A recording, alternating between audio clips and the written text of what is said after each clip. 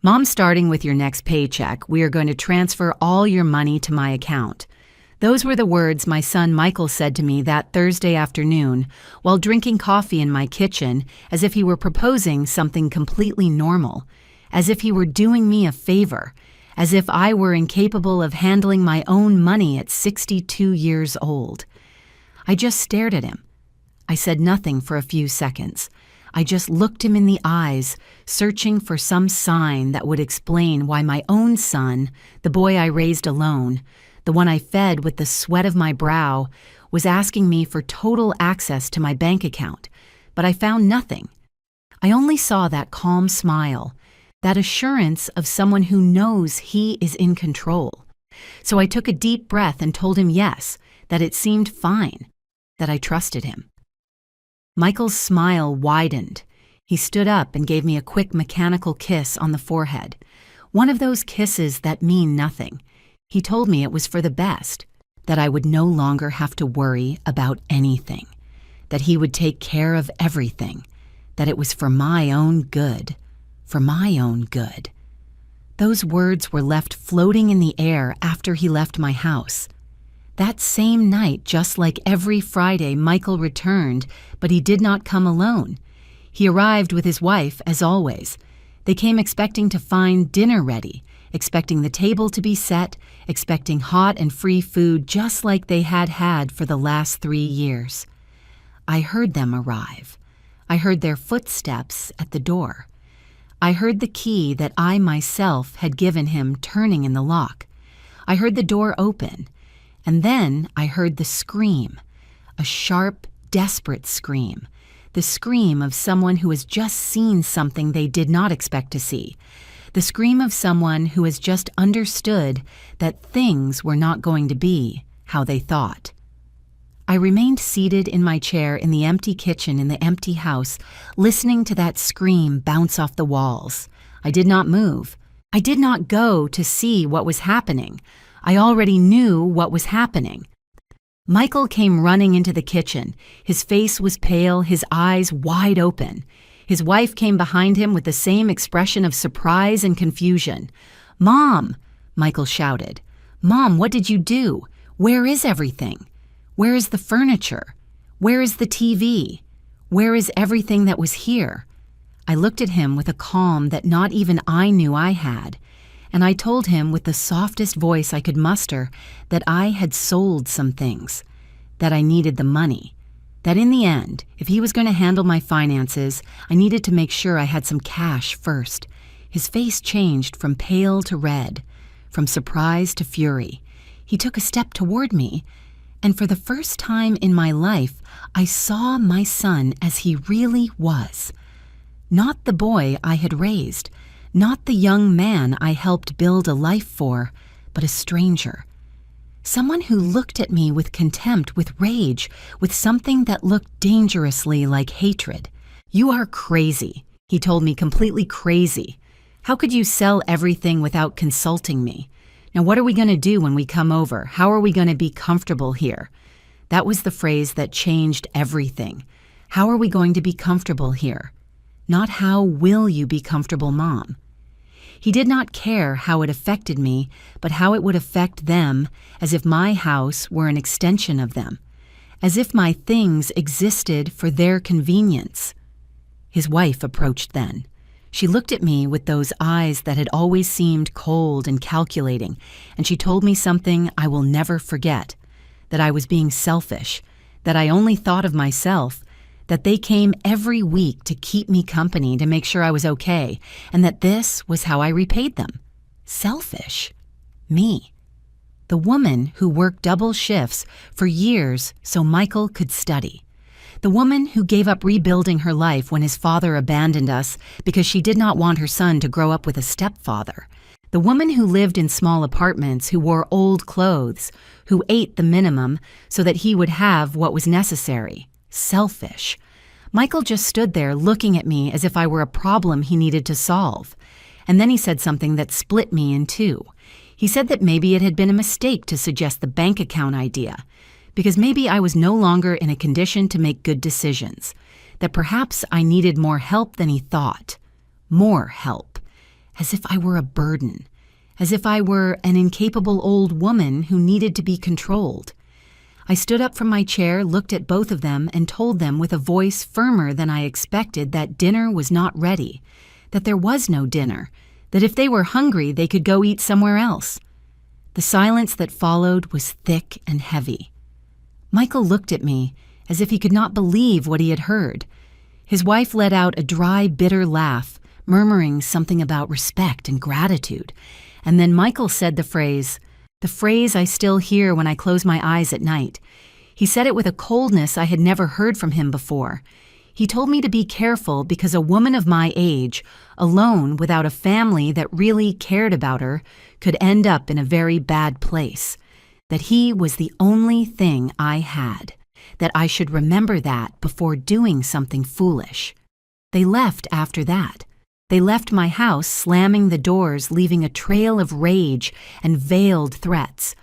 I heard them get into their car. I heard the engine start. I heard them drive away. And I stayed there in my empty kitchen in my empty house, feeling that something inside me broke forever. But what I felt was not sadness. It was not despair. It was something different. It was clarity. The absolute certainty that my son did not love me, that perhaps he never had, that I was just a resource for him, a source of money, of food and comfort. I sat back down in my chair, looked at the bare walls of my living room, looked at the empty spaces where there used to be furniture that I had bought with my work, with my effort, and for the first time in a long time I smiled, because Michael did not know something. He did not know that I had not sold the furniture for money. I had sold it to send a message, to see how he reacted, to confirm what I already suspected in the depths of my heart, and he had reacted exactly as I expected, with rage, with indignation, with the attitude of someone who feels they have a right to another person's things. That night, while sitting in the darkness of my empty house, I made a decision. I was not going to scream. I was not going to cry. I was not going to beg. I was going to do something much more powerful. I was going to observe. I was going to wait. I was going to let Michael believe he had won. And then when he least expected it, when he was most confident, most sure of his control over me, I was going to show him who Emily Miller really was. Not the submissive mother he thought he knew, but the woman who had survived a broken marriage, poverty, and years of hard work. The woman who knew exactly how to protect herself. The woman he never should have underestimated. There was a time when I believed that being a mother was enough, that the love one gives returns naturally as if it were a universal law, that the sacrifices I made every day would build something solid, something unbreakable between my son and me. How wrong I was. Michael was born on a stormy night 34 years ago. His father, the man who had promised me a life together, left when the boy was barely 2 years old. He said he was not ready to be a dad, that he needed to find himself, that someday I would understand. I never understood. But I did not stay waiting for him to return either. I was left alone with a small child, a 2-room apartment I could barely afford, and a secretary job that paid me very little. It was not enough. It was never enough. So I got a second job cleaning offices at night. I left Michael with my neighbor, an older lady, who charged me a weekly fee to watch him. I worked from 7 in the morning to 6 in the evening at the office. I would return home, feed Michael, bathe him, put him to sleep, and then I would go out again at 9 at night to clean buildings until 2 in the morning. I slept 4 hours, and then started it all over again. I did that for years. So many years I lost count. I remember Michael always wanted the brand name sneakers the other kids wore at school. They cost $100. I barely made ends meet between the 2 jobs. $100 was almost everything I had for food for 2 weeks, but I bought them for him because I did not want my son to feel less than anyone, because I wanted him to know his mother would do anything for him. I ate rice and beans for a whole month to be able to pay for those sneakers. When Michael turned 18, he wanted to go to a private university. It cost $40,000 a year.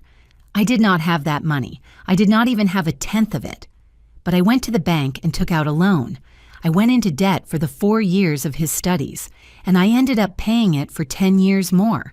10 years paying a debt so my son could have a college degree. He graduated. He got a good job. He was making $6,000 a month, double what I earned after 30 years of work, and I was happy. I thought he could finally build his life, that I had finally done my job well as a mother. But Michael did not leave my house right away. He said he wanted to save money, that he needed a solid base before living alone. I told him, of course, that my house was his house, that he could stay as long as he needed. He stayed 5 more years, 5 years in which I continued working my 2 jobs, 5 years in which I paid the rent, I paid for the food, I paid the utilities, 5 years in which Michael saved every penny of his salary because he did not have to pay anything. When he finally left, it was not to rent an apartment. It was to buy a house worth $300,000, which he put a massive down payment on because he had saved all his money during those 5 years living for free in my house. I was proud. I told him I was proud. And I was. I thought I had done the right thing by helping him. I thought that now that he had his own house, maybe he could help me. Maybe I could work less. Maybe I could rest a little. But that never happened. Michael got married 2 years after moving out. His wife was an elegant woman, one of those who always dress well, who always have perfect nails, who speak with that tone that sounds polite but hides contempt. From the beginning, I noticed she looked at me differently, as if I were something inferior, as if she did not understand where Michael came from. At the wedding, which cost $50,000, they sat me at a table in the back, not at the main family table. Michael explained it was because there were many important people, clients from his work, and they needed those tables for them. I said I understood. I smiled in the photos. I danced when asked, and I returned alone to my house that night feeling strangely empty. After the wedding, Michael's visits became less frequent. Before he came to see me 2 or 3 times a week. After getting married, he came once every 2 weeks, then once a month, always in a hurry, always looking at his cell phone, always with some excuse to leave early. I said nothing. I did not want to be the annoying mother, the mother who complains, the mother who does not understand that her son already has his own life. But then they started coming on Friday nights, always at dinner time, always without warning, always expecting me to have food ready. At first, I was happy. I thought Michael finally wanted to spend time with me, that he finally missed me. So I cooked his favorite dishes. I set the table nicely. I bought dessert. But I noticed something. I noticed Michael never came alone. He always brought his wife. And I noticed they never came to talk. They came to eat. They arrived. They sat down. They ate. And they left. Sometimes they stayed an hour, sometimes less. I also noticed they never brought anything. Not a bottle of wine, not a dessert, not money to help with the groceries, nothing. One night after they left, I calculated how much I had spent on dinner. $80. $80 I did not have to spare. $80 that meant I would have to work overtime to recover them. And I realized something. I realized that for Michael, I had become a service, a free restaurant, a place he could come to eat without paying, without even truly thanking me. I started noticing other things too. I noticed that when I asked him for help with something, he always had excuses. That when I needed him to take me to the doctor because my car was broken down, he was always busy. That when I mentioned my refrigerator was making strange noises and I feared it would break down soon, he told me to buy a new one, as if I had $2,000 saved for emergencies. I did not have them.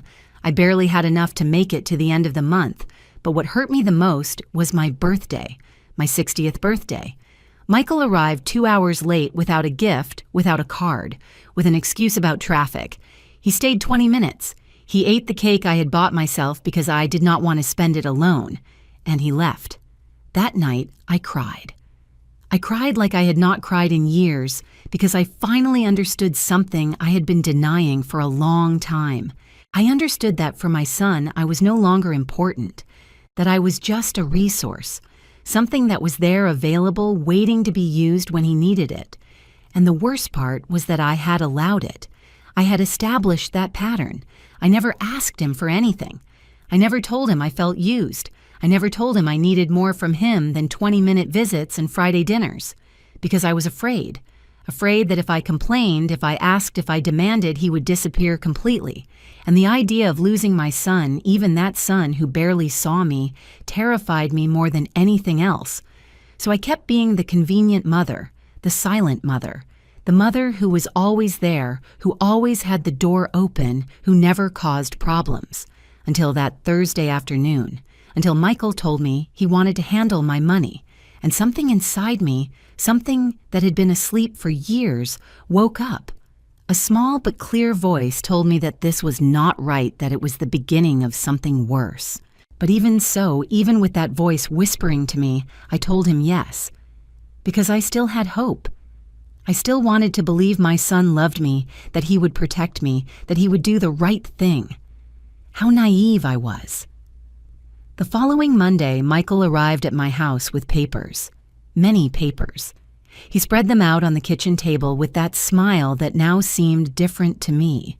Less warm, more calculating. "Mom, this is simple," he told me.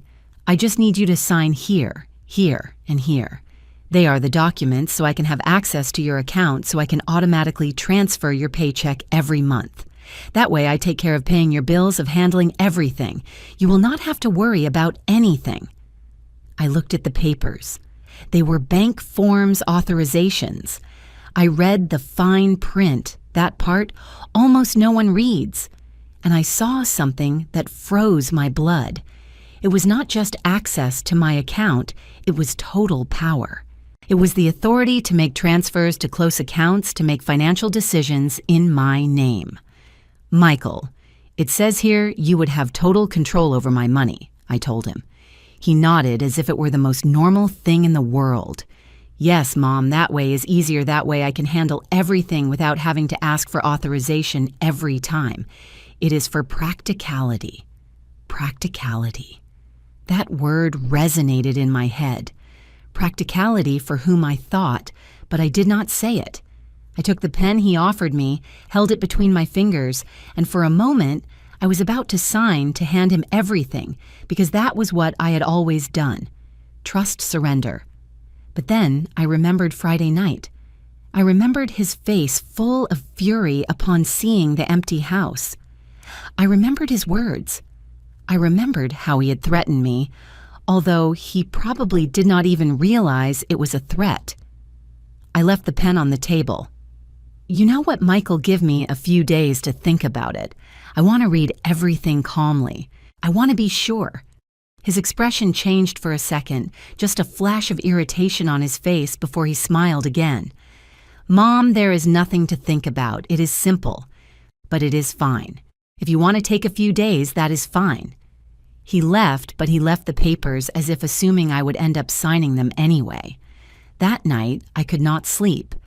I stayed looking at those papers on the kitchen table, and something inside me told me this was not for my good, that it was the start of something I could not undo once it began. The next day, I went to the bank. I went early before work. I asked the teller to check my account to show me all the transactions from the last 6 months. She printed the papers. There were several sheets. I reviewed them carefully, line by line, and then I saw it. I saw it, and I felt the floor move under my feet. There was a withdrawal I had not made, a withdrawal of $1,500 from 3 months ago. $1,500 that had left my account and that I did not remember withdrawing. I asked the teller if I could see more details. She checked on her computer and told me something that left me breathless. She told me the withdrawal had been made at a branch on the other side of town with my debit card, but I had never gone to that branch, and my card was in my purse. It had always been in my purse, except once. Then I remembered. I remembered that 3 months ago, Michael had come to visit me. I was in the shower when he arrived. I shouted for him to come in, that the door was unlocked. When I came out, he was in the living room waiting for me. We sat down to talk, and at some point I went to the kitchen to make coffee. My wallet was inside my handbag. My handbag was in the living room with Michael. I felt nausea. I felt the whole world tilting in a strange way, because that could only mean one thing. It meant my son had taken my card. He had memorized or photographed the numbers and had withdrawn money from my account without my permission.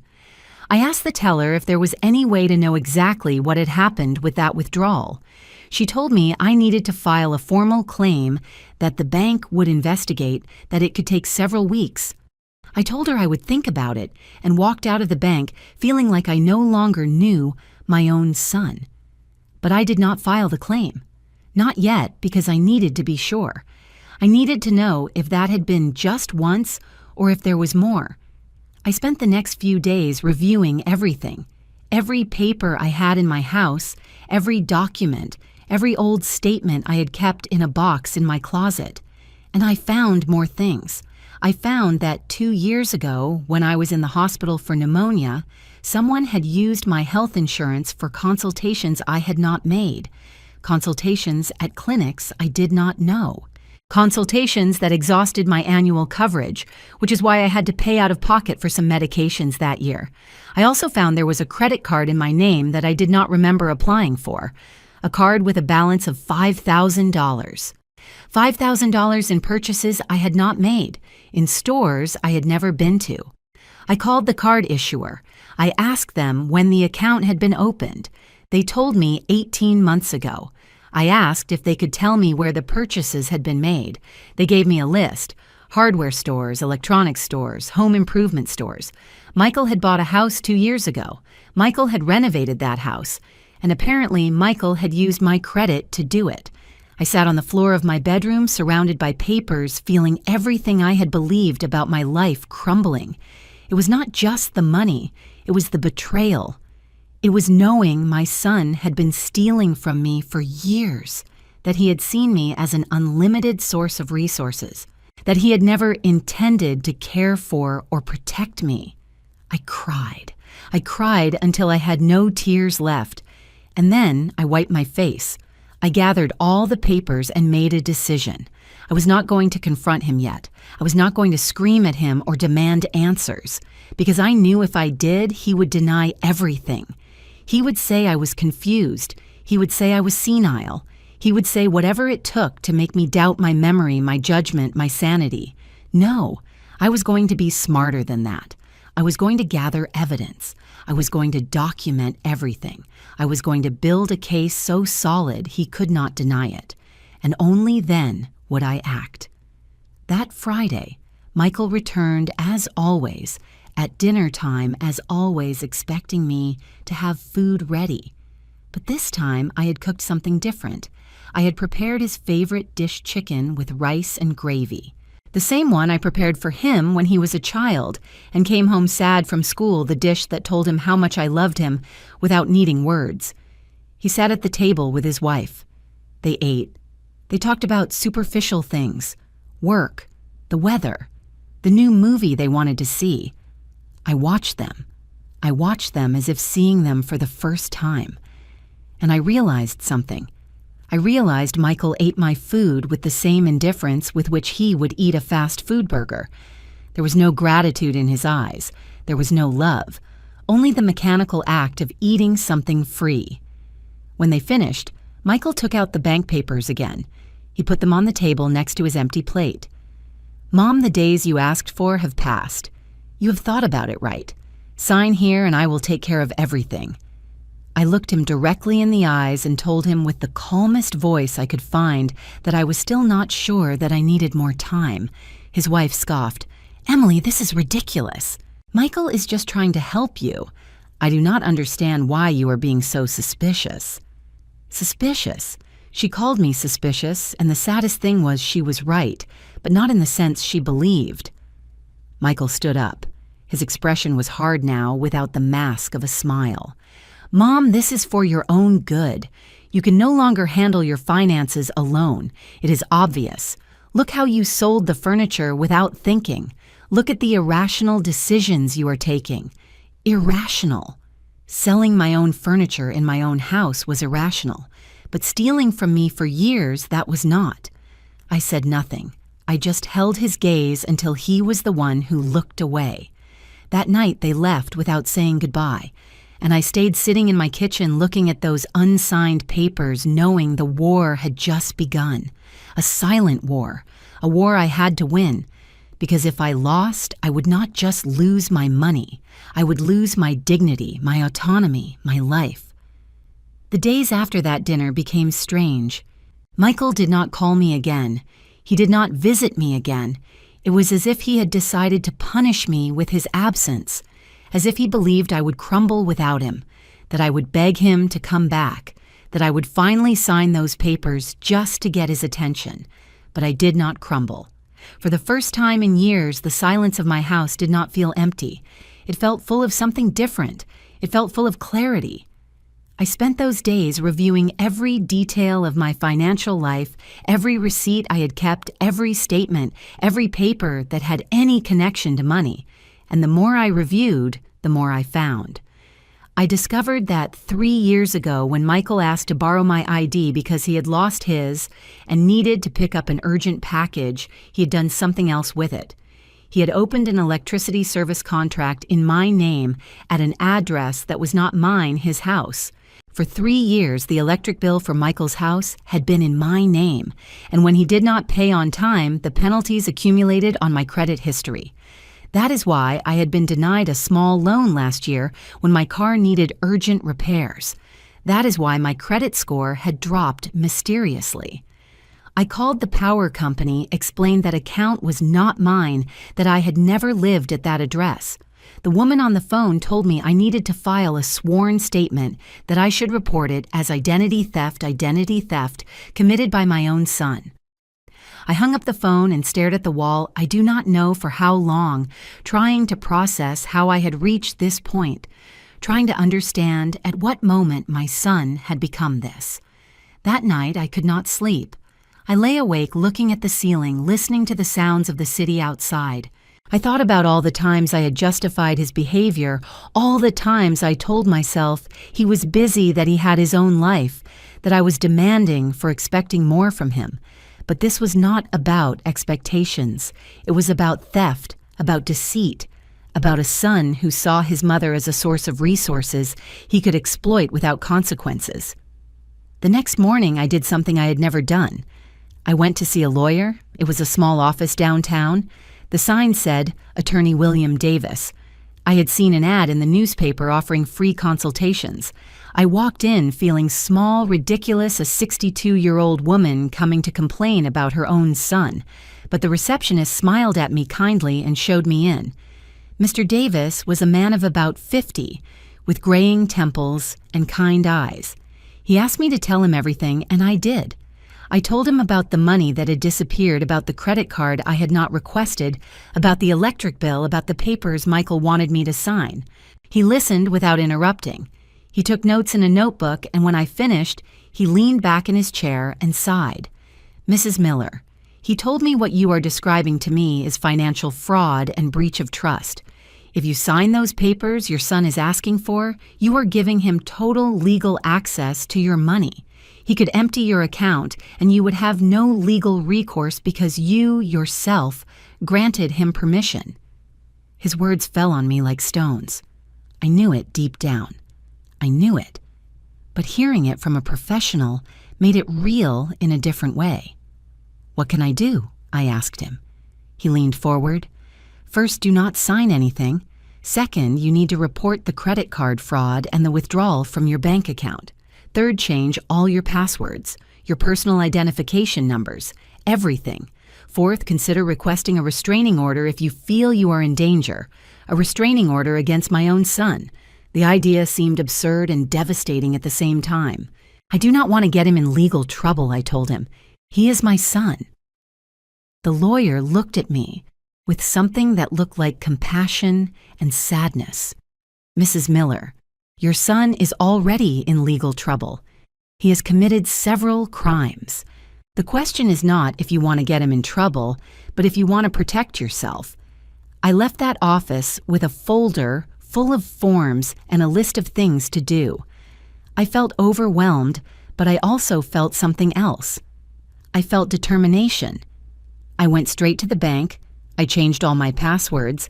I asked for a new debit card. I closed the fraudulent credit card and filed a formal dispute. The bank teller helped me with everything. She treated me with patience without making me feel foolish or weak. When I got home that afternoon, I felt exhausted, but also strangely light, as if I had removed an invisible weight I had carried for years. That night, Michael finally called. His voice sounded tense on the phone. "Mom, we need to talk. Come to dinner at my house tomorrow. We have to fix this." It was not an invitation, it was an order, and before I would have obeyed without questioning. But now, after everything I had discovered, I only felt a cold calm. "I cannot tomorrow," I told him. "I am busy. "Mom, what can you have that is so important? This is important to you, maybe," I told him. "For me, there are other, more important things now." There was a silence on the other end of the line, a silence loaded with surprise and irritation. "You are acting very weird, Mom. I do not know what is wrong with you, but you have to stop being so stubborn and sign those papers. This is for your own good, for my own good."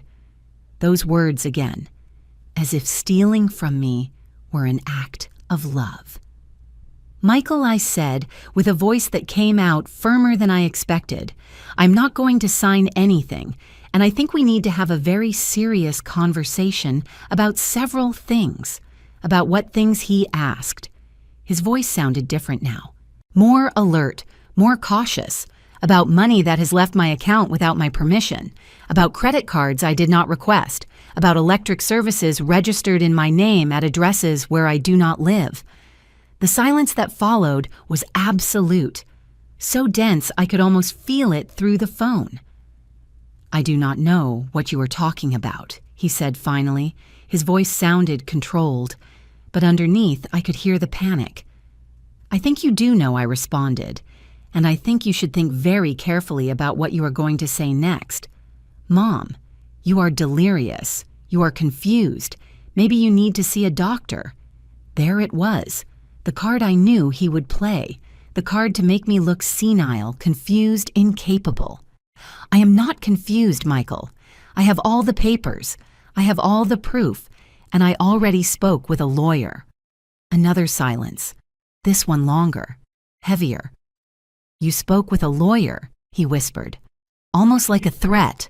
"Yes, and he explained to me exactly what you have been doing. He explained what fraud is, that it is illegal. Mom, you cannot be serious. I am your son. Everything I have done has been to help you. Help me, Michael. You robbed me for years. You used me. You lied to me." "I would never do that," he started to say, but I interrupted him. "Yes, you did, and you know it. The question now is, what are we going to do about it?" I heard his breathing on the other end of the line, heavy, agitated. "I am coming over," he said. "We have to talk in person." I did not answer him. "You are not coming. If you want to talk, we do it over the phone or with lawyers present." "Are you crazy?" he shouted. "Completely crazy. After everything I have done for you, all the times I have gone to see you, that I have worried about you, all the times you came to eat for free, you mean. But the times I needed you, where were you?" I hung up before he could respond, before he could manipulate me again with words. And I stayed there sitting in my kitchen with the phone in my hand, trembling, but not from fear, but from rage, from years and years of repressed rage that finally found its voice. That night, I slept better than in months because I finally told the truth. I finally stood firm, and although I did not know what would come next, I knew I would never again be the silent mother who let herself be trampled. The next morning, I woke up with a clarity I had not felt in years. It was as if a thick fog had lifted from my mind, and now I could see everything with an almost painful sharpness. I knew what I had to do. I knew I could not stop now. After breakfast, I took my purse and left the house. I had a mental list of all the places I needed to visit, of all the loose ends I had to tie up. If Michael believed I was a confused and helpless old woman, he was about to discover just how wrong he was. My first stop was the main bank where I had my savings account. Not the payroll account where I received my check, but the other one, the one I had opened 30 years ago when I still dreamed of buying my own house someday. I had $25,000 saved. It was not much after a lifetime of work, but it was mine. I asked the manager to close that account. She asked if I was sure if there was a problem. I told her I just wanted to make some changes. She handed me the money in a cashier's check and recommended I open an account at another bank for greater security. I followed her advice. I went to a different bank, one on the other side of town where Michael had never gone with me. I opened a new account, an account only I knew about, an account where he could never find my money. Then I went to the electric company. I handed over all the documents Mr. Davis had helped me prepare. The sworn affidavit, the copy of my ID, the proof that I had never lived at the address where that account was registered. The woman who helped me reviewed everything and told me they would start an investigation, that the account would be transferred to the correct name, or closed, that I would no longer be responsible. I felt like an invisible chain had fallen from my shoulders. My next stop was the credit bureau. I requested a complete report of my history. I wanted to see it all. I wanted to know if there were more things Michael had done behind my back. The clerk handed me a thick document. I sat in the waiting room and read it page by page. There was something else I did not know. A personal loan of $10,000 requested 2 years ago in my name. A loan that had never been fully paid and was now in collections. $10,000. I felt the rage rise up my throat like bile. I marked every fraudulent movement with a marker. I filled out the dispute forms one by one with handwriting that was firm and clear. When I left that office, it was almost 3 p.m. I had not eaten anything since breakfast, but I was not hungry. I had something stronger than hunger. I had purpose. Then I went to my neighbor's house, Mrs. Alice Johnson. She was 70 years old and had lived in the building since before me. We had been friends for decades, although in recent years we had grown a little distant. I had been so focused on Michael, so consumed by trying to maintain that relationship, that I had neglected other connections. I knocked on her door. She opened it with surprise on her face. Emily, what a surprise. Come in, come in. We went into her living room. She offered me coffee and I accepted. We sat down and she looked at me with those wise eyes that had already seen much in life. You look different, she told me. I do not know what it is, but there is something different about you, she said. And then I told her everything. I told her about Michael, about the money, about the betrayal, about everything I had discovered. I spoke for almost an hour without stopping, and she listened without interrupting, nodding occasionally, with an expression that mixed sadness and something that looked like recognition. When I finished, she sighed deeply. Emily, I knew something was not right.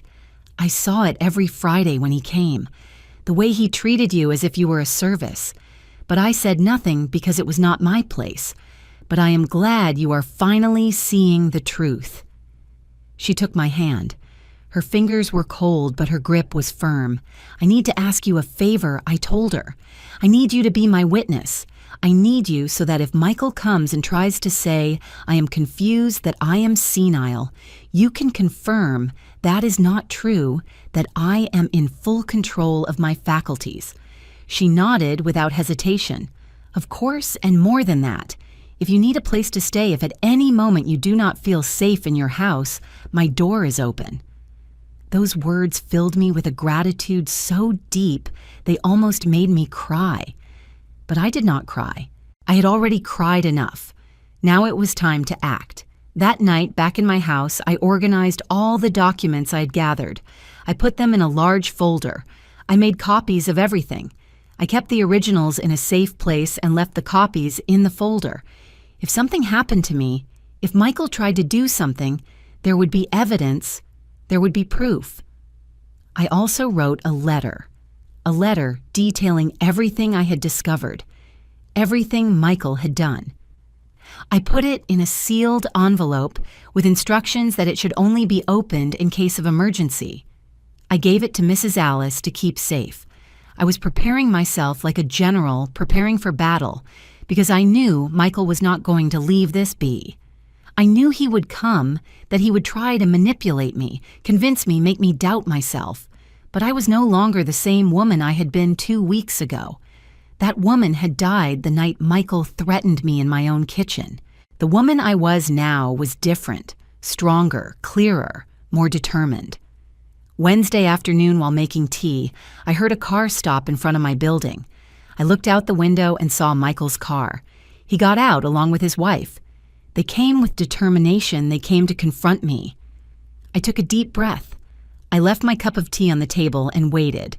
The doorbell rang once, twice, 3 times, each time more insistent. I opened the door, but I did not invite them in. I stayed in the doorway, blocking the entrance. "We need to talk," said Michael. His voice was hard, without any pretense of kindness. "I am listening," I answered. "Inside, Mom. We are not going to talk in the hallway. We have nothing to talk about inside. Whatever you have to say, you can say here." His wife snorted. "This is ridiculous, Emily. Stop acting as if we were enemies. You are not enemies," I told them. "Enemies are honest with their hostility. You are worse. You are thieves hiding behind pretty words." Michael took a step toward me. His face was red with fury. "How dare you? After everything I have done for you, everything you have done for me." "Michael, I have the records. I have the proof. I know exactly how much money you have stolen from me. I know about the fraudulent cards. I know about the electric bill. I know about everything." He froze. He opened his mouth, but no sound came out. And now I continued with a calm that surprised me. "You have 2 options. Either you return everything you stole from me, every penny, or I go to the police and file fraud charges." "You cannot do that," said his wife. "He is your son." "That is why it hurts so much," I answered. "Because he is my son. Because I gave him everything and he repaid me by robbing me." Michael finally found his voice. "You owe me," he shouted. "My whole life I grew up without a father. My whole life I had to watch you work and be tired. That was your fault. You decided to have me. You decided to stay alone. I did not ask to be born." His words fell like blows, but they no longer hurt me like before, because now I could see them for what they were: justifications, excuses from someone who knew he had done something unforgivable and was trying to deflect the guilt. "You are right," I told him. "I decided to have you, and it was the best decision of my life, until it stopped being so. But that does not give you the right to steal from me.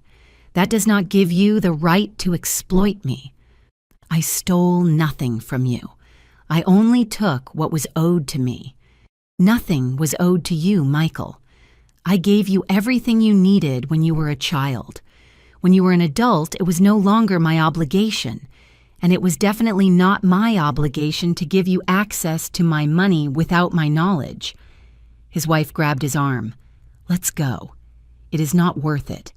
She is already lost." Lost. What an interesting choice of words, as if I were the one in the wrong, as if defending my money and my dignity were madness. They left then. They went down the stairs without looking back, and I closed the door, feeling strangely calm. That night, Mr. Davis called me. He told me the banks had confirmed the fraud, that the card charges would be canceled, that they were investigating the unauthorized withdrawals, that I had a solid case if I decided to press criminal charges. I thanked him and hung up. I sat in my empty living room in my house that no longer had a television or elegant furniture, and for the first time in a long time I felt rich. Rich in something money could not buy, rich in dignity, in strength, in the certainty that I was doing the right thing. The days that followed that confrontation at my door were strangely silent, as if the whole world was holding its breath, waiting to see what would happen next, and I found myself trapped in a kind of emotional limbo, where rage and pain mixed with a growing sense of liberation that I did not know how to process entirely. Michael did not call again. He did not show up at my door again, and for the first time in years, I was no longer waiting for his contact every minute. I no longer checked my phone every hour to see if there was a message from him. I no longer invented excuses in my mind to justify his absence or his silence. But although he was not physically present in my life, his digital presence was impossible to ignore. Something inside me led me to check his social media, something I normally did not do because it had always seemed like an invasion of his privacy, even being his mother. But now I felt I had the right to know what he was doing, what he was saying, how he was presenting his life to the world while I dealt in silence with the consequences of his actions. What I found left me breathless with his brazenness, with the absolute disconnection between reality and the image he projected outward. He had posted a photo the day after our confrontation, a photo of him and his wife at a fancy restaurant smiling at the camera with glasses of wine in hand. And the text said something about freeing oneself from toxic energies and surrounding oneself only with people who add value to life, as if I were the toxicity he needed to free himself from, as if the fact that I had refused to let him keep stealing from me was some kind of negativity that he, with such wisdom, had decided to remove from his existence. The comments underneath were all positive, all congratulating him for protecting his mental peace, for setting healthy boundaries, for prioritizing his emotional well-being. And I stood there looking at that screen, feeling a mixture of disbelief and disgust, because all those people supporting him had no idea that the man they were celebrating had been stealing from his own mother for years. There were more posts in the following days, each more elaborate than the last, as if Michael were deliberately building a public narrative of his life that had nothing to do with the truth. I saw a photo of him at the gym, accompanied by a reflection on self-care and the importance of investing in oneself before being able to help others. Words that sounded deep until you remembered he was the same man who had used money stolen from me to pay for gym memberships and expensive sportswear. Another photo showed him working on his computer with a comment about the sacrifice and effort necessary to build a successful future, without mentioning that a part of that future had been funded with fraudulent credit cards in my name and services I paid for without knowing. What impacted me the most was a post he made that Friday, exactly the day he would normally have come to dinner at my house. A post where he shared an old photo from when he was a child, with me a photo. I did not even know he had a photo where I was holding him in my arms when he was about 5 years old, and we were both smiling. And the text accompanying the photo spoke of how sometimes the people you love most are the ones who hurt you. Most of how he had learned that love does not mean tolerating abusive behaviors, of how he had made the difficult decision to distance himself from a toxic family relationship for the sake of his mental health. Reading those words was like receiving a punch in the stomach, because Michael had taken our story, our real relationship with all its complexities and pains, and had inverted it completely, presenting himself as the victim and presenting me as the aggressor. The comments on that post were even more abundant than on the previous ones. Dozens of people expressing their support, telling him how brave he was for setting boundaries, sharing their own experiences with difficult relatives, validating completely his fabricated version. There were people I knew in those comments, neighbors who watched him grow up, co-workers who had come to parties at my house years ago, all offering him words of encouragement and solidarity, without having the slightest idea that the person he supposedly had to protect himself from was the same woman who had worked 2 jobs for years to give him the education he now used to get his well-paid job. For several days, I watched that digital spectacle in silence, without commenting, without reacting publicly, because something in me knew that was exactly the game Michael was playing, that if I responded emotionally, I would fall into his trap. I would give him more ammunition for his narrative, the narrative where I was the unstable and problematic mother he needed to get away from. But each new post, each new comment of support he received from people who did not know the truth was like a small wound opening inside me, not because I cared what those people specifically thought of me, but because it hurt to see how easy it was for people to believe a well-told story without questioning if there could be another version of the facts. The straw that broke the camel's back came when Michael posted a story on his account where he showed the house he and his wife had bought, showing off the renovations they had made, the new furniture they had acquired, the perfectly designed garden, all presented as the fruit of his effort and dedication, without a single mention of the fact that a significant part of all that had been paid for with money that was not his, with credit obtained fraudulently. Using my personal information, showing it all with such pride, with such satisfaction, as if he really believed he had earned it alone, as if he had completely forgotten, or simply did not care that every brick of that house was built, at least in part, on the sacrifice and theft of his own mother. I watched him live his life in those small digital windows and wondered how it was possible that someone could sleep at night, knowing what he had done. How it was possible to maintain that facade of a successful and ethically correct man, while at the same time he had committed fraud and theft against the person who gave him life. I wondered if he ever felt guilt, if ever in the middle of one of those fancy dinners at expensive restaurants or during one of those gym workouts, he stopped a moment and thought about his mother sitting alone in an empty house after having sold her furniture to be able to eat, because her own son had been systematically stealing from her for years. But looking at his posts, seeing the ease with which he built and maintained that perfect public image, I understood something fundamental about Michael. Something perhaps I always knew on some level, but never wanted to fully admit that my son had developed the capacity to create parallel realities in his mind, realities in which he could be at the same time the abandoned son who deserved compensation. The successful man who had built everything by himself, where he could justify theft as something owed to him while publicly presenting himself as a victim of toxic family relationships. It was a form of cognitive dissonance so deep it almost seemed he really believed his own lies, as if he had constructed a narrative so elaborate in his head that the line between truth and fiction had been completely erased. And as I watched all that from the silent distance of my empty house, something inside me hardened more than it already was, because seeing him not only steal from me, but also steal my history, completely invert the roles of victim and perpetrator in his public tale, made me understand that here there was no redemption possible. There was no conversation I could have with him that would make him see the reality of what he had done. He had chosen his path. He had chosen the lie over the truth.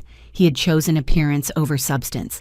And I needed to accept that the son I thought I had raised and loved either never existed as I thought or had been completely replaced by this stranger who could smile for the camera while destroying his mother in private without feeling any genuine remorse. The moment arrived on a Tuesday afternoon in a way I did not plan, but that in retrospect was inevitable, because the truth always finds the light, no matter how many layers of lies are piled on top to bury it. I was in Mr. Davis's office reviewing the final documents of the case when he informed me that the banks had concluded their investigations and had confirmed a total of $30,000 in fraudulent transactions over 3 years, an amount that left me breathless, not so much for the number itself, but for what it represented in terms of planning and premeditation, because this had not been a mistake, nor a moment of weakness, but a systematic and deliberate operation of theft that had required constant effort and dedication on Michael's part. The lawyer explained to me that with this evidence I had more than enough to press criminal charges, but that there was also another option I might want to consider before taking that final decision. That option was to send a formal demand letter to Michael, giving him the opportunity to return the stolen money and compensate for damages before proceeding with more severe legal actions. He told me this was a courtesy many victims of family fraud offered because they understood that however serious the crime family ties complicated the situation in a way that did not happen when fraud was committed by strangers. But he also warned me that this courtesy could be interpreted as weakness by the aggressor, and that I should be prepared for the possibility that Michael would respond not with gratitude or remorse, but with more manipulation and denial. I thought about that for several minutes sitting in the lawyer's office, looking at all the documents scattered on the desk, detailing meticulously every fraudulent transaction, every unauthorized account, every lie my son had carefully constructed for years. And I realized that a part of me still held a small, irrational hope that if Michael was confronted with the irrefutable evidence of what he had done, maybe something inside him would wake up. Maybe he would find some vestige of conscience or remorse, or at least the basic recognition that he had crossed a line that should not be crossed. That part of me that remained his mother despite everything wanted to give him that chance to do the right thing, to correct his mistake, to demonstrate that in some deep corner of his interior, there still existed something of the boy I had raised with so much love and sacrifice. But there was another part of me, stronger, clearer, more realistic, that knew exactly what Michael would do with that opportunity. And that part knew he would not see it as an act of grace, but as confirmation that I was too weak to hurt him, that he could continue manipulating and controlling me. Because at the end of the day, I would always yield because I am his mother, am his. And mothers always forgive, always give another chance, always choose love over justice. That part of me understood that giving him a private warning would only give him time to prepare his defense hide, more evidence build an even more elaborate narrative of victimization he could use publicly to destroy my credibility before I could act. I told Mr. Davis I did not want to send a private letter, that I did not want to give Michael the chance to respond in secret, where he could continue controlling the narrative and manipulating the situation in his favor. And instead, I asked him to prepare the necessary documents to file a formal civil lawsuit, which would become a public record, where anyone who wanted to verify the truth could do so instead of simply believing the version of events Michael had built so carefully on his social media. The lawyer nodded with what seemed like a mix of surprise and respect, because probably he did not expect a woman of my age to take such a direct and unambiguous decision, and told me he would proceed immediately with the preparation of all necessary documents and that Michael would be officially notified within the next 72 hours. I walked out of that office feeling something I had not felt in a long time, and that at first I could not identify until I understood it was power. The power of having made a decision completely by myself without consulting anyone, without asking permission, without worrying about how others would see me, or if people would think I was being too hard on my own son. For the first time in decades, I had chosen to protect myself before protecting the feelings or reputation of another person, even when that person was a son. And that choice, although painful, filled me with a sense of integrity I had forgotten was possible to feel. The notification reached Michael on a Thursday morning as Mr. Davis confirmed by phone, and although I was not there to see his initial reaction, I could imagine perfectly the moment he opened that official envelope and read the documents detailing every fraudulent transaction, every unauthorized account, every dollar he had stolen from me, meticulously documented with dates and bank references that made any denial impossible. I did not have to wait long to confirm my imagination, because less than 2 hours after he received the notification, my phone began to ring with an insistence bordering on desperation, call after call that I let go to voicemail without answering, because I no longer had anything to say to Michael that was not contained in those legal documents. I listened to the messages that same night when I finally felt emotionally prepared to do so, and it was fascinating in a disturbing way to hear the progression of his panic through each successive message. The first one still tried to maintain some composure with that controlled voice he used when he wanted to seem reasonable, telling me this was a terrible misunderstanding and that we needed to talk immediately before things got more out of control. The second message already had another tone, sharper, more urgent. He begged me to call him, that this was going to ruin his life, that please. I should think about what I was doing before destroying my own son, as if I were the one destroying something instead of simply revealing the destruction he himself had caused for years.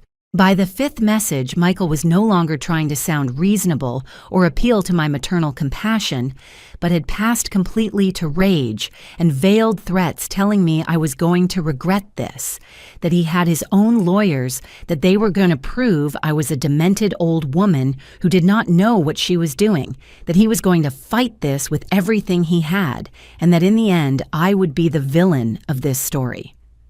I listened to every message until the end, without allowing myself to feel anything except a sort of clinical curiosity about how a person could pass so quickly from begging to threatening when they realized their manipulation tactics no longer worked. The following days were a whirlwind of legal and emotional activity, because Michael did not stay still but began his own counterattack campaign, starting by posting a long and elaborate statement on his social media about how he was being the victim of a terrible injustice perpetrated by a mother he supposedly loved, but who was now attacking him legally for reasons he could not fully understand. His post was carefully drafted to generate the most sympathy possible, without mentioning any specific detail of the accusations against him, presenting himself as the confused and hurt son who was being dragged into a traumatic legal process by a mother who perhaps was experiencing mental health problems related to age. The response to his post was exactly what he expected, dozens of comments expressing surprise and solidarity, telling him to keep his head up, that the truth would eventually come to light, that they were on his side no matter what. And I watched all this from a distance, with a mix of astonishment and repulsion at his capacity to manipulate the narrative, even in the face of documented legal accusations. But something had changed in me, because this time, his public theater did not affect me in the same way as before. This time I knew I had something more powerful than his carefully constructed words, and that something was irrefutable legal documents that could not be manipulated with emotional rhetoric or appeals to pity. Michael's true collapse began when his own lawyers reviewed the evidence against him and apparently told him something he did not want to hear, because suddenly his social media posts stopped abruptly, and the silence that followed was deafening in its eloquence. Mr. Davis informed me that Michael's legal representatives had communicated with him asking about the possibility of reaching an out-of-court settlement, which basically confirmed they knew he had no real defense against the evidence I had presented, and that his best option was to try to minimize the damage before this advanced to a public trial, where all the dirty details would be revealed in public access documents. It was then that the cracks began to appear in Michael's carefully constructed life, because apparently some of his closest friends started asking uncomfortable questions after his wife mentioned casually at a social gathering that they were dealing with a complicated family legal problem. And once people started investigating a little more, they discovered the public lawsuit documents detailing the specific accusations of financial fraud. Mrs. Alice told me she had heard other neighbors comment that Michael's name was being mentioned in neighborhood conversations in ways that were definitely not flattering, that people who before saw him as the successful and polite son now looked at him with suspicion and distrust. His wife apparently was furious, not necessarily for the moral implications of what Michael had done, but for the damage to her social reputation. And according to rumors that reached my ears through the neighborhood gossip network, there had been considerable fights in his house about how to handle the situation. Michael tried to call me several more times during those weeks, but I maintained my absolute silence, because there was nothing he could tell me that would change the documented facts of what he had done. And that silence of mine, apparently, was more devastating to him than any angry word I could have said, because it meant I had passed completely from anger to indifference. And that indifference was the final death of any power he ever had over me. The final agreement was reached 3 months after I filed the lawsuit, and the terms were exactly what Mr. Davis and I had established as the minimum acceptable, because Michael had no choice but to accept when his own lawyers explained that going to trial would mean not only the public revelation of all the details of his fraud, but also the very real possibility of criminal charges that could result in jail time. He had to return the full $30,000 plus another $10,000 as compensation for damages, as well as pay all credit cleanup costs and my attorney's fees. And all this had to be paid in a period of 6 months with verifiable monthly payments, or the agreement would be automatically invalidated, and criminal charges would proceed without further warning. But beyond the money, which honestly was never the main point of all this, the agreement included a clause I had insisted on adding, and that Mr. Davis initially thought was unnecessary, but that for me was absolutely essential. And that clause established that Michael had to issue a public statement acknowledging that he had committed financial fraud against his mother, and that the accusations in my lawsuit were true and founded. He fought that clause more than any other part of the agreement because he knew exactly what it would mean for his carefully cultivated image to admit publicly that everything he had been saying about being the victim of a toxic mother was a lie designed to cover up his own crimes. The statement appeared on his social media on a Tuesday afternoon. It was brief and clearly drafted by his lawyers to minimize the damage as much as possible, within the limits of what the agreement demanded. But even so, there were the words in black text on a white background admitting he had accessed bank accounts without authorization, that he had opened credit cards using another person's information, and that he had committed serious errors of judgment that he deeply regretted. The comments under that post were chaos. People who had previously supported him unconditionally now expressed surprise and disappointment, while others who apparently had always suspected something felt validated in their doubts. And I watched all that digital drama unfold with a sense of closure that had nothing to do with satisfaction or revenge, but simply with the quiet recognition that the truth had finally been told in public. The first payment arrived in my account on the exact specified date, and every subsequent payment arrived on time too, because Michael knew a single delay would mean consequences he definitely could not afford to face. And with that money, I did something perhaps he never expected me to do. Because instead of simply returning it to my savings accounts or using it to replace the furniture I had sold, I bought a plane ticket to a place I had never been. I had spent 62 years living for other people, first for my son's father, then for my son, and then for the illusion of maintaining a family relationship that only existed in my imagination. And now for the first time in my adult life, I had the freedom and resources to live exactly how I wanted without having to justify my decisions to anyone. I bought a small house in a coastal town 3 hours from the place where I had lived my whole life. A house with 2 rooms and a patio where I could finally plant the flowers I always wanted, but never had time to care for when I worked 2 jobs. The house cost me a significant amount, which I paid in cash using a combination of Michael's payments and the savings I had managed to protect in my new bank account. And when I signed the purchase papers, I felt something I could only describe as a rebirth, because that house was mine in a way no other place had ever been. Acquired with money that had returned to me through justice, not earned through endless sacrifice. Michael tried to contact me one last time after making the final payment, complying completely with the terms of the agreement. And that time I answered the phone because I knew there was nothing left he could take from me or use against me. His voice sounded different, smaller, more humble.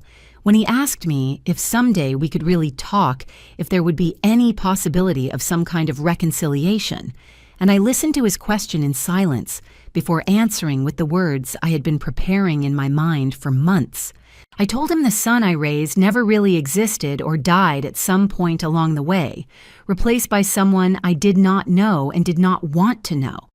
and that although I wished him peace and growth in his life, that peace and growth would have to happen far from me, because I had closed that door not out of hatred, but out of self-love. There was a long silence after my words, and then a sound that could have been a sob or simply a broken breath before he hung up without saying anything else.